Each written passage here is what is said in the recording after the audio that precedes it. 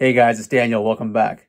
When it comes to the Seattle grunge scene, unfortunately, almost every significant band from the scene had drug-related issues to various capacities. One of the most prominent drugs was heroin.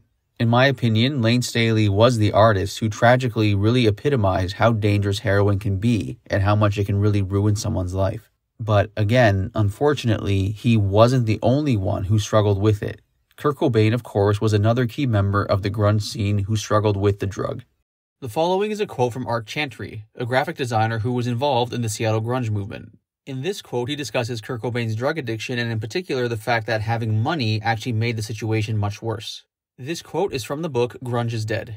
Quote, "I don't know if you've ever had to deal with junkies before, particularly ones that have money. Walls are built around them. It's like the people that are on the inside protect their junkie, especially if the junkie has the earning power of a Kurt Cobain. What you end up with are layers of, it's like concrete circles. That's why that Nirvana t-shirt with the diagram of layers of redemption was so perfect, because that's the way the structure of the Nirvana camp worked.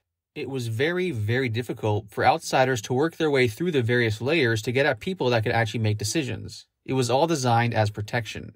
And it was true of any junkie. That's the way junkies operate their lives. That's the way the Alice in Chains camp worked. That's the way Lanigan worked. Nobody got inside the Nirvana camp. It was like a compound. It was even hard for the other band members to get through the layers sometimes. It's like heroin defined the scene. Seattle's always been a heroin town. It's a port city. Portland's always been a heroin town.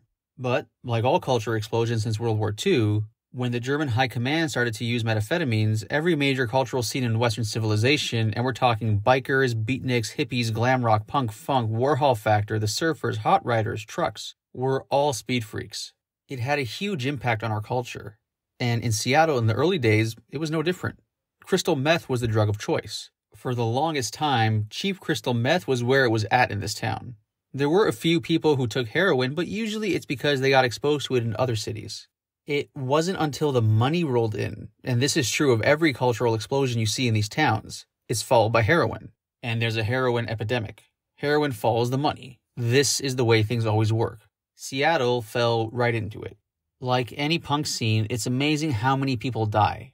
You get all this money, and a lot of these guys, especially if they come from lower socioeconomic backgrounds, they can't handle it, and it kills them. Usually through self-indulgence, not being able to spend their money right. Rich junkies are as good as dead. Rich junkies don't live.